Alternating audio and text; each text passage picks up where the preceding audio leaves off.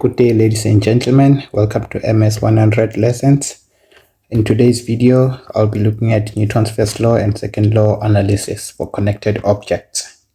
So looking at the outcome for this lesson, one should be able to use the steps to analyze Newton's first law and second law questions and also be able to apply these steps. So I'll jump onto the steps for analyzing these questions. So for connected objects, step number 1 that you have to follow is to separate the objects. And why do we separate the objects? The main reason to separate the objects is that one is going to be applying Newton's laws on the first object, and will also apply Newton's laws on the second object separately. So, and then step number 2, you draw your free body diagram for both objects. So with your free body diagrams, you have to indicate the center of mass for that object with a dot. So you draw a free body diagram for object number 1, and you also draw a free body diagram for object number 2. And then step number 3, you have to resolve any forces which are not in the chosen axis, which are not in the x and y direction. You have to resolve these forces into the x and y. If you have an inclined plane, say for example you have a plane inclined at that angle, your system of axes that you're going to be using is the y and the x. So if you have any forces which are not in this system, you have to resolve them. And then step number 4, you perform your net force in the y-axis. So what are the main reasons for performing your net force in the y-axis? So bullet number 1, you perform the net force in the y-axis in order to get your normal force. And after getting the normal force, you use that net force to calculate your frictional force. So depending on the type of friction, might be static friction, which is equal to the coefficient of static friction multiplied by the normal force that you would have obtained in this step number 4. If it's kinetic friction, that would be Fk equal to the coefficient of kinetic friction multiplied by the normal force that you would have obtained. So this is the main reason why we perform the net force in the y-axis. It's for you to get the normal force and for you to get the friction if you are given the coefficient of static friction or kinetic friction. And then step number 5, you have to perform your F-net in the x-axis. So when you perform your net force in the x-axis, you basically want to calculate your acceleration and your tension if it's not given, or any unknown that might be in question. And then the last step, step number 6, is to solve if you have any simultaneous equations that you need to solve. So these are the 6 steps that you have to follow for you to analyze connected objects. Step number 1, you separate the object so that you can apply Newton's laws separately or independently. So step number 2, you draw your free body diagrams for each and every object. Step number 3, you resolve any forces that are not in the y and x direction, depending on what type of axis are you using. Are you using the one for horizontal surface or are you using the one for inclined surfaces? Then step number 4, you perform your F-net in the y for you to obtain your normal force and your frictional force. And step number 5, you perform your F-net in the x-axis to calculate, in most cases, your acceleration if it's not given, your tension if it's not given, or any unknown that might be in question.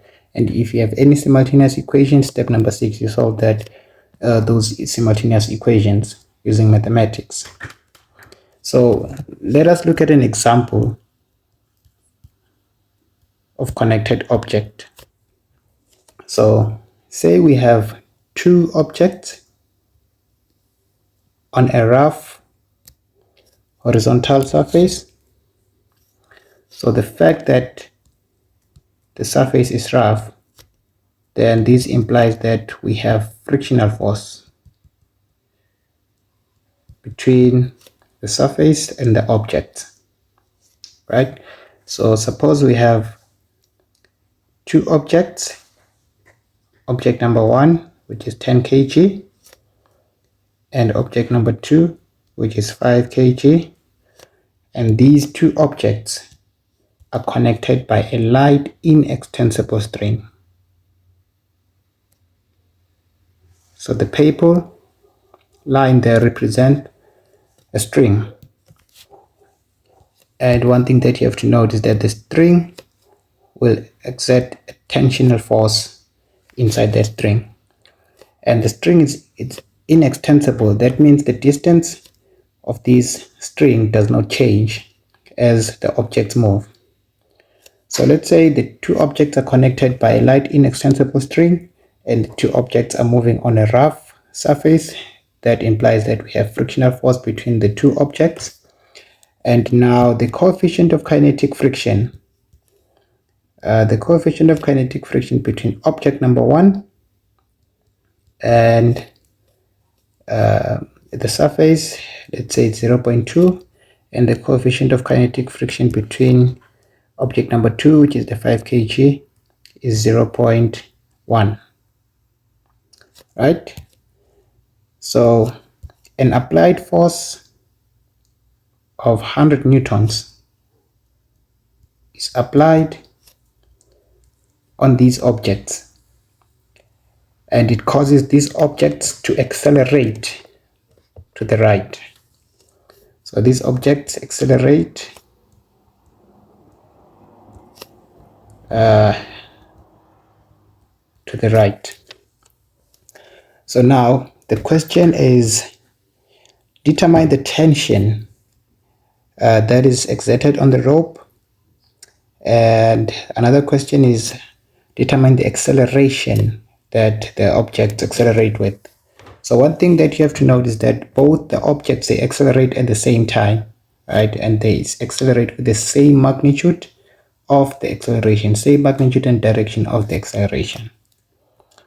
All right, so let us follow the steps that we have discussed before in order for us to make analysis for this question, right?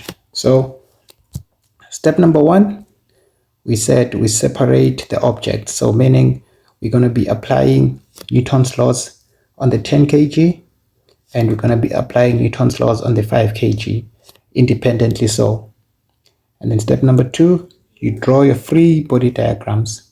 So let us start writing from step number 2. So step number 2, you draw your free body diagrams for both objects. So let's start by drawing the free body diagram for the 10 kg. So for the 10 kg, you draw your dot representing the center of mass, and the forces that are acting on the 10 kg, we have the applied force, which is applied to the right, which is the 100 Newton. And we also have gravitational force, which is Fg. The direction is downwards. And another force that we have, since it's on a surface, we must have a reaction force on that surface. We have normal force going upwards. And remember, the object accelerating to the right and the surface is rough.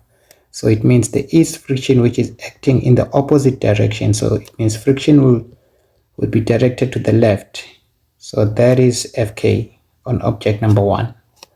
And also we have a force which is exerted on the rope, right? So it means the rope will pull this 10 kg backwards, which is to the left. So it means the tension on this object is to the left. So that is the free body diagram for the 10 kg. And now we have to draw the free body diagram for the 5 kg. Remember, you always have to draw for both of them.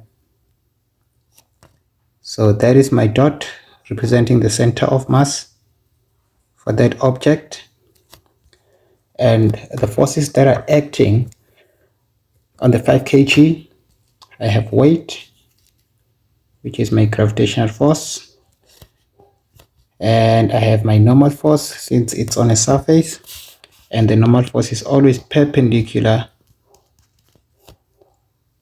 to the surface.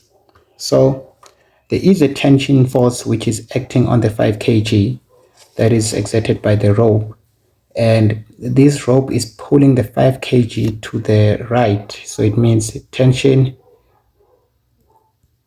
would be directed to the right in this case. And remember, for the first object, tension was directed to the left, right? And these two forces, they are also equal in magnitude, because we said the tension will be the same everywhere.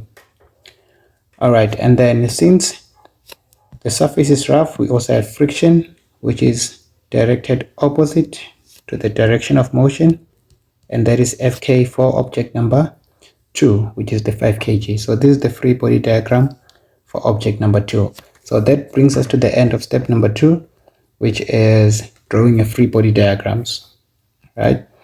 And then step number 3, you resolve any forces which are not in the x direction or y direction. So looking at our free body diagrams, we have all the forces directed either in the y direction or in the x direction. For the first object, which is the 10 kg, normal force in the y direction, Fg in the y direction, Fa x direction, tension x direction, and Fk x direction. So there is no force that you have to resolve in order for you to bring into the x direction or y direction. So looking at object number 2, which is the 5 kg, normal force y direction, Fg y direction, tension x direction, and Fk x direction. So there is no force that you need to resolve. So we are done with step number 3, which is resolving. There is no force that we have to resolve, so we're going to skip this step. So the next step, it's your F net in the y-axis. It's your F net in the y-axis. So remember, when we talk about forces, forces are vectors, right? So if a physical quantity is a vector, it means it has both magnitude and direction. So it's very much important that when we deal with these questions, we have to choose direction. And for MS 100 lessons, we always choose to the right as positive, to the left as negative, down as negative, up as positive, right? So let's do our F net in the y direction for both objects, right? So we have the F net in the y for the 5 kg and F net in the y for the 10 kg. So let's start with F net in the y for the 10 kg. How many forces do we have acting in the y direction for the 10 kg? We have 2 forces. We have the normal force and we have the gravitational force, right? So we start by saying net force. This is in the y direction, right? The net force is equal to ma according to Newton's second law, right? So F net, how many forces are acting in the y direction? How many forces are acting in the y direction? We have 2 forces acting in the y direction, and according to our directions, which we chose as positive, upward is positive, downward is negative. So it means my normal force is positive since it's going upwards, and my gravitational force is negative since it is going downwards according to this diagram here. Fg is downwards, so it will be negative, and this is equal to the mass of the object.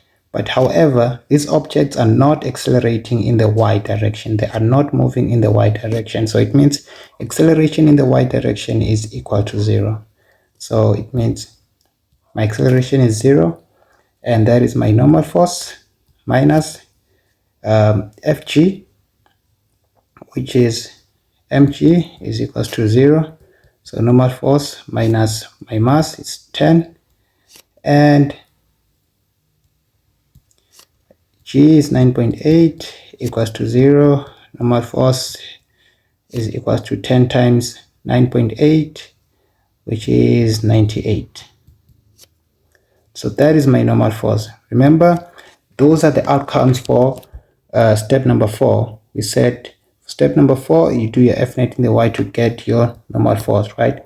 So we now have our normal force, so we have to calculate our friction. And now they said these objects are moving, so it means we'll be calculating our kinetic friction. Since we are given the coefficient of kinetic friction, which is 0.2, then it means we continue to calculate the friction, the kinetic friction for object number 1, which is the 10 kg.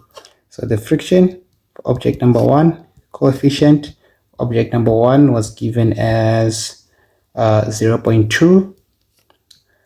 So that would be 0.2 multiplied by the normal force, which we calculated by F net in the y-axis, and that would be 0.2 multiplied by 98 newtons, right? And that is 19.6 newtons, right?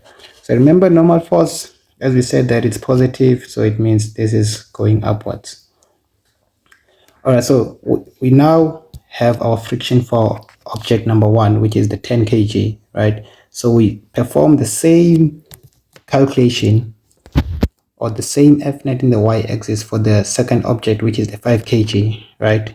So F net is equal to ma, and how many forces are acting in the y direction for the 5 kg? We have 2 forces acting in the y direction, which is the normal force, which is positive, and Fg, which is negative because it's going down.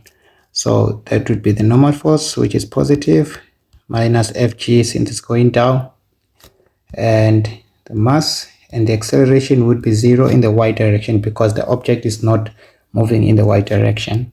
So that would be the normal force minus Fg, then that is equal to 0. Normal force minus Fg is mg for that object, and normal force minus what is the mass, 5, and g is 9.8. So it means the normal force would be equals to 5 times 9.8, and the normal force would be 49 newtons upwards, right? So we have the normal force for the second object. Now we can calculate the friction for that object given the coefficient of kinetic friction. So now the friction is equals to the coefficient according to the question, or according to the statement, it was given as 0.1. So we have 0.1 multiplied by the normal force, which is 49, right? And we have our normal force as 0.1 multiplied by 49, and that will be 4.9 newtons. So we now have the friction for the second object, right? So that brings us to the end of step number 4. We obtained our normal force for each and every object, and we obtained the kinetic friction since the objects are moving, right? And then now step number 5, we perform our F net in the x-axis, right? So we perform our F net in the x-axis for both objects, right? So I'll start with the 10 kg.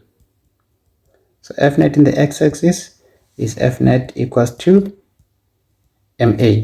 So I check how many forces are acting on the x-axis, and all that information I'm obtaining it from the free body diagram. I have the applied force, which is to the right, I have my tension, and I have my frictional force. But remember, according to our directions that we chose, we said to the right is positive and to the left is negative, right? So looking at these at the free body diagram, the applied force is positive because it's going to the right, and tension and friction would be negative, right? So my F net in the x direction would be the applied force, which is positive, minus tension minus friction. Then this is equals to the mass of the object, which is 10, and then now the acceleration is also a vector. So the objects are accelerating to the right, so it means this acceleration will remain as positive, right? And let's see, are we given the applied force? The applied force was given as 100 newtons, so I'm going to substitute 100 newtons for my applied force, and the tension was not given. I'm still yet to calculate the tension, and the frictional force was obtained by performing the F net in the y direction. So the Fk, or the frictional force, was 19.6 for object number 1. So this is 19.6, and this is equals to the mass of the object is 10, and the acceleration is still not given. So we still yet to calculate the acceleration. So I have two unknowns here, right? So let me just collect the like terms, which is 100 minus that 19.6, and I'm obtaining 80.4 minus t equals to 10a. So this is equation number 1. This is F net in the x-axis for object number 1, which is the 10 kg, right? So I have to perform the same calculation for the 5 kg. So whatever you do to the 10 kg, you also have to do for the 5 kg, because remember, you separated the object. You want to apply Newton's laws on each and every object independently. So the F net in the x-axis for object number 2, F net equals to ma. So let's check how many forces are acting in the x direction for object number 2. From the free body diagram, there's 2. Tension, which is positive because it's going to the right, and friction, which is negative because it's going to the left, right? So that would be tension minus Fk equals to the mass of the object, and since acceleration is positive because the object's accelerating to the right, so it remains as positive, right? The tension we are not given, but however we calculated the friction for this object from the F net in the y direction, or in the y-axis, and that was 4.9. So my friction was calculated as 4.9, and then equals to the mass of the object, which is 5, and acceleration was not given. So this is t minus 4.9 equals to 5a. There I have equation number 2. So remember, these two objects, they accelerate with the same acceleration. So it means this acceleration for object number 1 on the 10 kg is the same as the acceleration on object number 2, which is the 5 kg, right? And remember, we are using a light inextensible stream which has the same tension everywhere. So this tension on object 1 is the same as the tension on object number 2.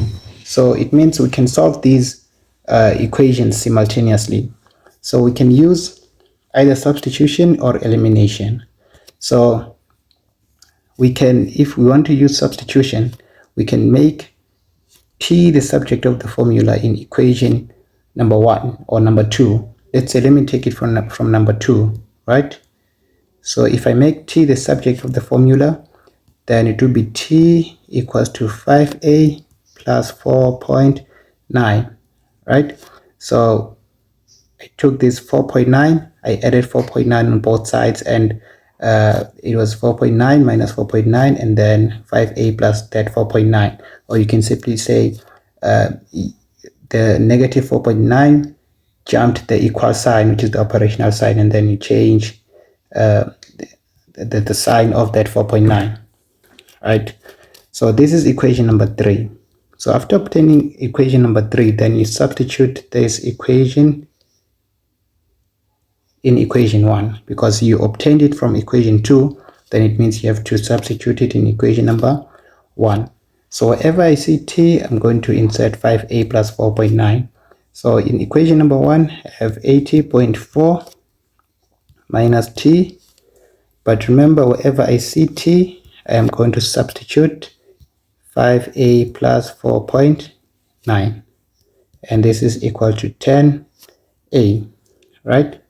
So multiplying in the negative, that would be negative 5a, that would be negative 4.9 equals to 10a, and then I am going to take this negative 5a to the other side, or to the right hand side, then that would be 80.4 minus 4.9,